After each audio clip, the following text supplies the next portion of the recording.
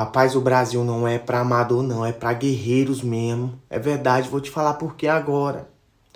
Lá nos Estados Unidos, quando o presidente vai dar entrevista pro mundo falar do seu trabalhador, ele fala o seguinte: aqui nos Estados Unidos da América, meu trabalhador é feliz e vive bem.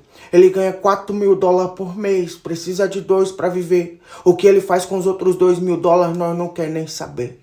Chega lá no Canadá, o presidente do Canadá fala: aqui meu trabalhador vive bem. Ele ganha 3 mil dólares por mês, precisa de 2 para viver. O que ele faz com os outros 1.000, nós não quer nem saber.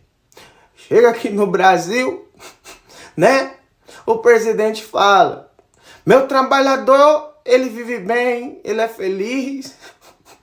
Ele ganha 1.000 por mês, precisa de 2 para viver. O que ele faz para conseguir os outros 1.000, nós não quer nem saber.